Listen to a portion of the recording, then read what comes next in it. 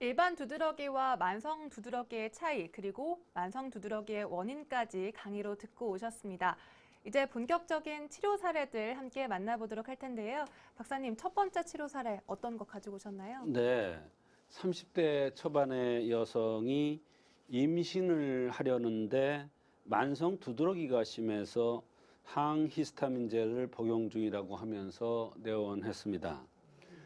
임신을 하면 양약을 들을 수 없을 것 같아서 고민하다가 어느 분이 한약으로 만성 두드러기가 치료된다는 이야기를 듣고 한약으로 피부병을 고칠 겸 임신을 하기 위해서 내원하였는데요.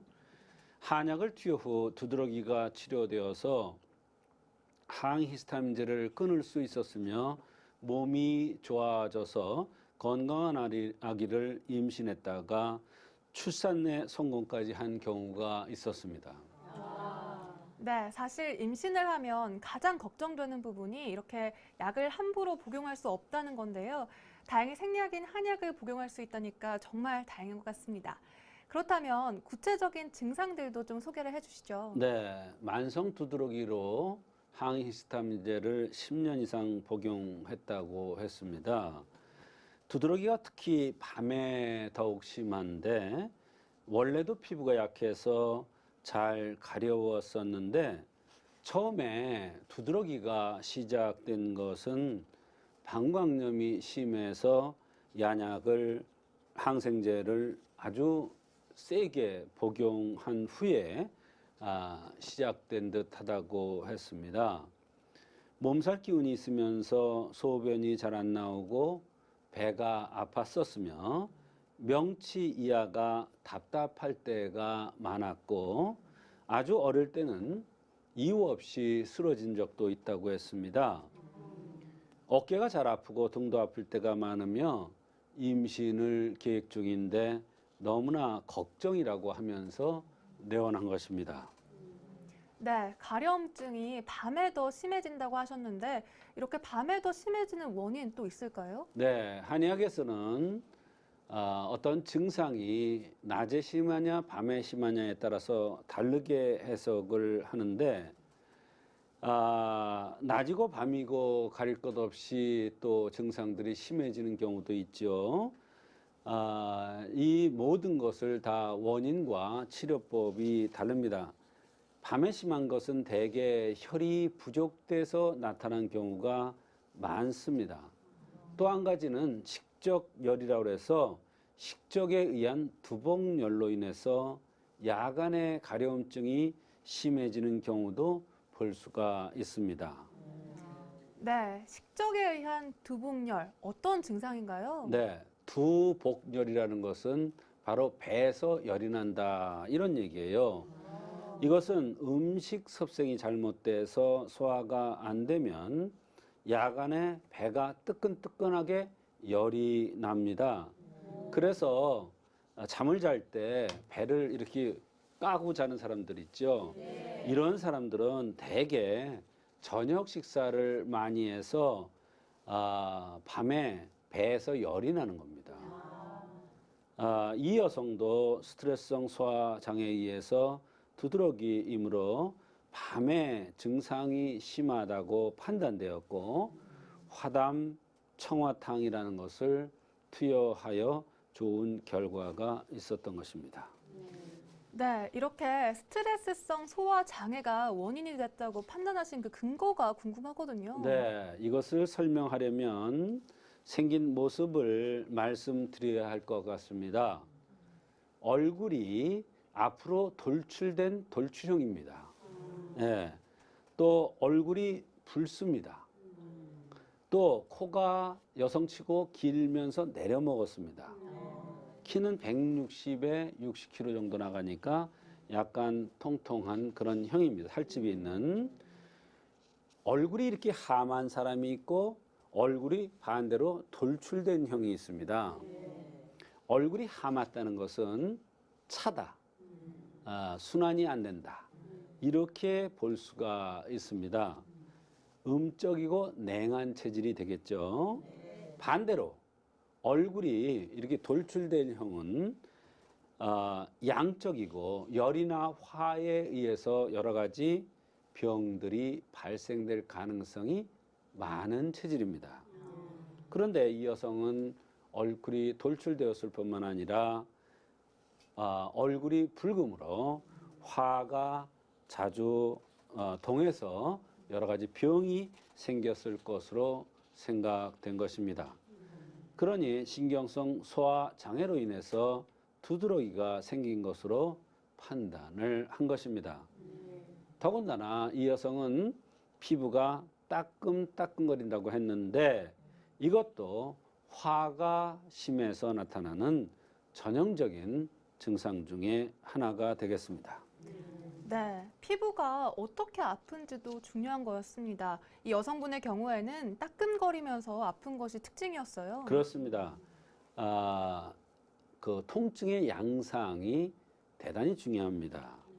이렇게 따끔거리면서 아픈 것을 한의학에서는 찌를자 해서 자통 이렇게 이야기를 합니다.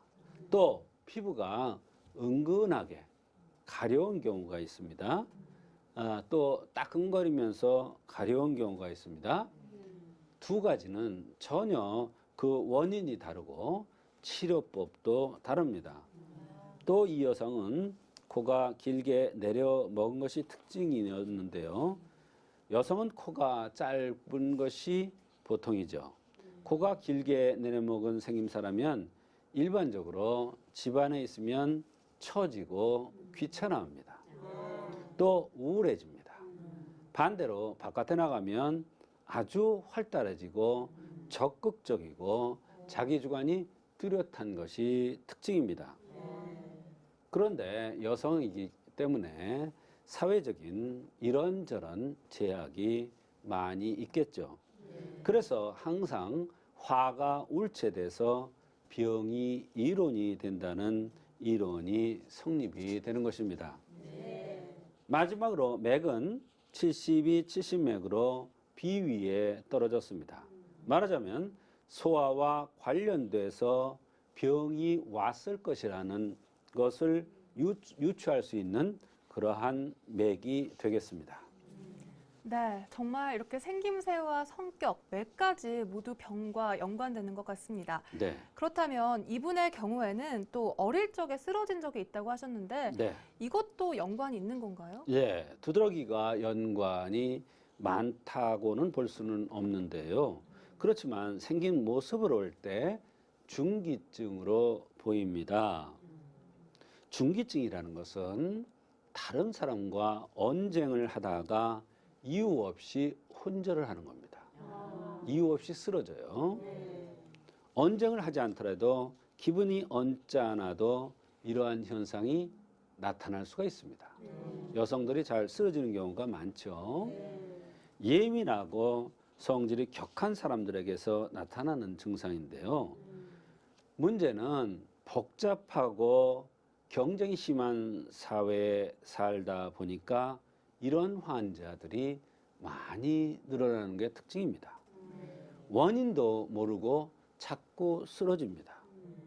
그런 이렇게 원인도 모르고 자꾸 쓰러지는 사람들 중에서는 이 중기증에 해당되는 경우가 매우 많습니다. 네, 화가 많은 체질이란 뜻인 것 같은데요. 그런데 늘 한의원에 가보면 늘 진료 시에 이렇게 음력생일을 묻더라고요. 네. 늘 그 이유가 궁금했거든요. 네. 이 음력생일 진료할 때 매우 중요한 사항인가요? 네, 굉장히 중요합니다. 양력생일과 음력생일이 있죠. 네, 음력생일이 중요합니다. 한의학에서는 이제 체질적인 흠을 보완해 준다고 그랬지 않습니까? 음력생일과 생긴 모습의 체질을 같이 더불어서 생각을 하면 더 정확합니다. 생긴 모습과 맥과 나타난 증상만 보는 것이 아니라 거기다 음력 생년월일을 더해서 생각을 하면 더 빈틈이 없겠죠.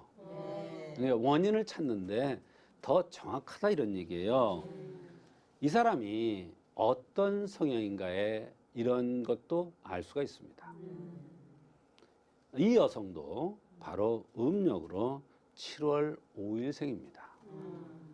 적극적이고 활달한 성격의 소유자라고 볼 수가 있습니다. 그래서 화에 의해서 병이 생길 가능성이 많은 것입니다. 생긴 모습도 중요하지만 음력 생일과 형상을 맞추어서 병의 원인을 찾으면 그냥 형상만 보고 또는 생긴 모습만 보고 또는 나타난 증상만 보고 맥만 보고 했을 때보다는 훨씬 더 정확합니다. 아주 병의 원인을 정확하게 유추해야 어려운 만성 두드러기도 치료될 수가 있는 것입니다. 이것은 미신적인 것도 아니고 비과학적인 것도 아닙니다. 병의 원인을 정확하게 찾아서 불편함을 없애주기 위한 노력입니다. 그러니 울체된 것을 풀어주고 해독시킬 목적으로 해훌 화중탕을 투여하고 오래 먹은 양약을 해독시킬 목적으로 해독제인 자금정을 투여했습니다. 해독시키는 것은 오장육부가 깨끗해져서 약에 찌들지 않아서 깨끗해져서 오장육부가 제대로 운행되면 한약의 효과도 빠를 것으로 생각되기 때문입니다. 그런데 한제를 복용하도 이렇게 오래되었기 때문에 증상이 별로 나아지는 것 같지 않다고 했습니다. 그러나 몸 상태가 굉장히 깨끗해지고 상쾌하고 피로를 덜 느낀다고 했습니다. 이것은 내가 호소하는 두드러기가 조금씩 나아지고 있다는 것을 암시해 주는 것입니다. 네, 그런데 한약을 들어도 별로 나아진 것 같지가 않았다고요? 그렇습니다. 본인은 이제 잘 못 느낀다고 그랬죠. 그러나 제가 맥을 봤을 때는 분명한 변화가 있었고 다른 불편한 증상들이 많이 좋아졌기 때문에 오랫동안 10년 동안 항히스타민제로 눌러놨던 병이기 때문에 그 병이 쉽게 물러날 것이라고 생각하지 않았습니다. 말하자면 병의 뿌리가 굉장히 깊었던 것이죠. 그러니까 한제로는 증상들이 완화되지 않았고 아마 한제로 근본적인 치료가 될 것이라고 생각하는 것은 무리라고 생각합니다. 증상만을 없애주는 치료가 아닙니다. 한의학 치료는. 그러나 이런 과정을 거쳐서 어려운 병을 치료해야 합니다. 뿌리가 깊은 병은 근본적인 치료가 우선이 되고 그 다음으로 위장의 담화를 없애주기 위해서 화담 청화탕을 투여한 것입니다. 네, 정말 오래된 병일수록 더 차근차근 그리고 그 근본적인 치료부터 해나가는 게 더 중요한 것 같습니다. 또 이분의 경우에는 이 위장의 담화를 없애주는 이 화담 청화탕을 처방해 주셨는데 네, 이 위장과 관련해서 또 두드러기가 연관이 있는 건가요? 그렇습니다. 말씀하신 대로 화담 청화탕은 신경성 소화불량을 치료하는 한약입니다. 마음이 편치 못해서 오는 소화불량을 치료하는 약이 화담청화탕입니다. 그런데 비위는 사지를 주관하기도 하지만 피육을 주관합니다. 피부와 육, 살을 주관합니다. 피육은 피부와 살인데 비위에서 문제가 생기면 소화계통에 문제가 생기면 이 피부와 살의 영향을 아주 직접 줍니다. 그래서 소화장애가 있으면 두드러기가 나타나는 것입니다. 더군다나 화가 울체된 신경성 소화불량이면 피부에 더욱 심하게 따끔따끔하게 나타나는 것입니다. 말하자면 따끔따끔하게 가려운 증상이 나타나는 것입니다.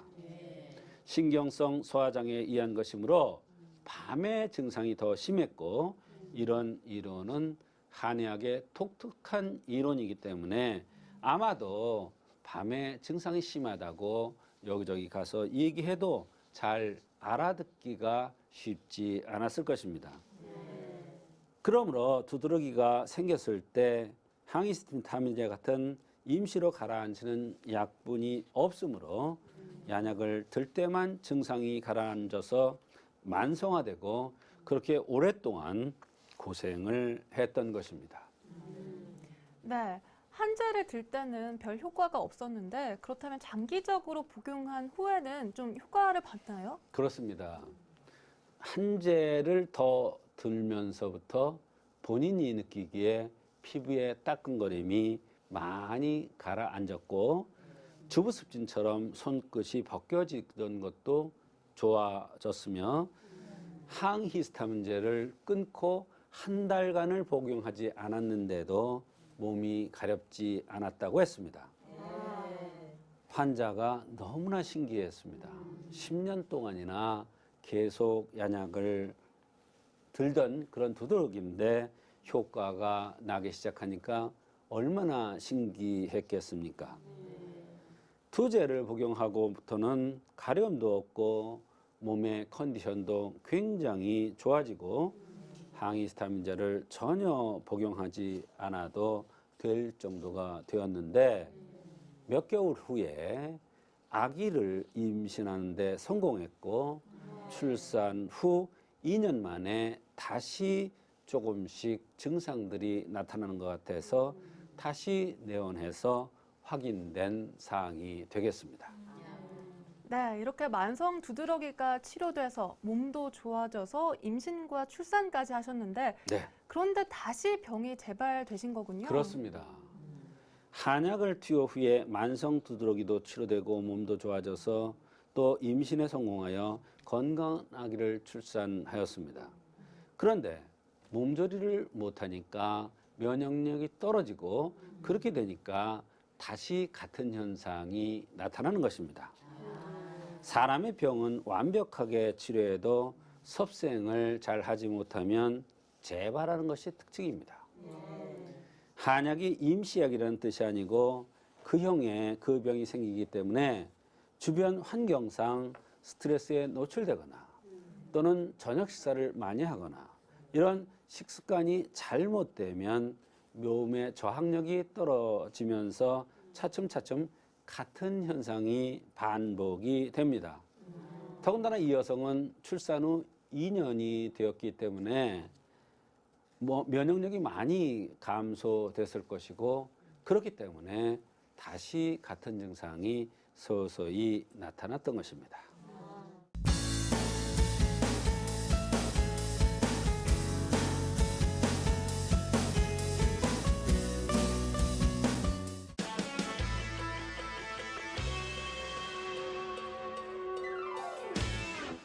한방톡톡, 평소 궁금했던 한방에 대한 궁금증을 풀어드리는 시간입니다. 이렇게 팔을 들어 올리거나 돌릴 때 이렇게 관절에서 소리가 나거나 근육에 통증이 느껴질 때 있으시죠? 이렇게 관절 주변의 근육과 인대가 퇴행해서 나타나는 이 퇴행성 관절염이라고 하는데요. 물론 나이가 들면 어쩔 수 없이 나타나는 증상이라고는 하지만 조금은 예방할 수 있는 방법 박사님께 한번 여쭤보도록 하겠습니다. 네. 가장 중요한 것은 평소에 제가 항상 얘기하는 이제 선법을 하는 것이 가장 좋습니다. 어깨 관절뿐만 아니라 나이가 들면은 몸이 이렇게 비뚤어집니다. 자꾸 이유 없이 비뚤어지는 경우가 있어요. 그것은 바로 오장육부가 형평이 자꾸 깨지기 때문에 그렇습니다. 기혈의 순환도 안 되고 그것을 예방하기 위해서 평소에 선법을 꾸준히 시행하는 것이 가장 중요합니다. 그러나 어깨 통증에는 여러 가지 원인이 있을 수 있습니다. 나이가 들어서 진액이 고갈돼서 나타날 수도 있고 기혈이 엉키거나 풍습 칠정에 의해서 스트레스에 의해서 올 수도 있다 이런 얘기예요. 더 많은 것은 음주 과다에 의해서 어깨 통증이 많이 옵니다. 그 다음에 많이 오는 것은 성생활 과다에서 올 수도 있습니다. 어떤 원인인지 정확하게 진단해서 한의학에서는 치료가 잘 되는데요. 집에서 간단하게 견우혈이라는 곳을 지압해도 어느 정도의 통증 완화와 관절 관리에 도움을 드릴 수 있습니다. 네, 오십견 예방에 좋은 견우혈 어디에 있는 건지 짚어주시죠. 견우혈이라는 것은 자세히 잡으면 좀 복잡하니까 대충 이 어깨 봉 끝에 있는 혈입니다. 중앙에 요 혈인데 우리가 이 팔을 올렸다 내렸다 이렇게 하면서 팔을 올렸다 내렸다 하면서 사실 제일 아픈 부위를 눌러서 그 자리에다가 딱 뜸을 뜨는 게 제일 좋아요. 그런데 그 중심이 되는 혈이 바로 이 견유혈이에요. 그래서 이 관절을 잡고서 움직이는 게 그냥 이렇게 움직여주는 것보다 요 견유혈이라는 혈자리를 잡고서 움직여주는 게 훨씬 더 효과가 좋아요. 근데 그거보다 더 적극적인 치료 방법은 거기다가 아픈 부위에다 뜸을 뜨는 것도 하나의 방법이다. 또 이것은 관절의 통증을 낫게 하는 효과도 있고 또 피부 질환을 개선시켜요.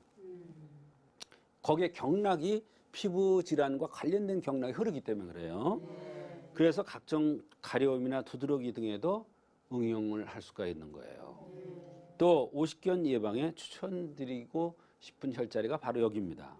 틈틈이 스트레칭과 함께 지압을 해주시면 많은 도움을 받을 수가 있는 것입니다. 네, 그렇다면 어떤 효능이 있는 혈자리인가요, 박사님? 견우혈은 어깨의 가장 끝부분 봉우리에 바로 앞쪽 움푹 파인 곳에 위치합니다. 이렇게 눌러보면 약간 움푹 파이는 곳인데요. 어깨에 손바닥을 댄 상태에서 팔을 어깨 높이까지 들어 올리면 움푹 파인 곳을 더 잘 느낄 수가 있는데요.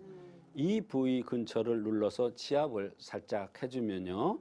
지압을 할 때 하나, 둘, 셋 정도의 속도로 하는 겁니다. 그러니까 뚝 눌러서 빼는 게 아니라 하나, 둘, 셋 하면서 뛰고 이런 식으로 하는 거예요. 눌러준 상태에서 어깨 관절을 움직여 주면은 더욱 효과가 좋습니다. 내 자신이 하는 방법도 있지만 다른 사람이 나를 눌러주는 것도 좋은 방법이 되겠습니다. 특히 내가 몸이 찬 사람이라면 따뜻한 손으로 눌러주면 좋습니다. 내가 몸이 더운 사람이라면 찬 사람이 눌러주면 더욱 좋습니다. 그것은 음양 조화가 맞는 거예요. 그래서 부부도 보면은 한 사람은 몸이 차고 한 사람은 몸이 더워요. 그래서 둘이 안고 자는 거예요. 마찬가지예요. 몸이 더운 사람이 어깨가 아프다. 그러면 찬 사람이 해주면 훨씬 더 좋아요. 효과가. 그다음에 몸이 내가 찬 사람이면 따뜻한 손을 가지고 해주면 훨씬 더 좋습니다. 그게 하나의 요령이라면 요령일 수가 있습니다. 네, 이렇게 한방 상식을 쌓아가는 한방톡톡. 오늘은 견우혈에 대해서 알아봤습니다. 박사님, 오늘 말씀 고맙습니다. 조성태 박사의 생긴 대로 건강톡톡. 오늘은 만성 두드러기의 한의학적 치료법과 견우혈에 대해서 알아보는 시간 가져봤습니다. 저희는 다음 주 알찬 내용으로 찾아뵙도록 하겠습니다. 시청해주신 여러분 고맙습니다.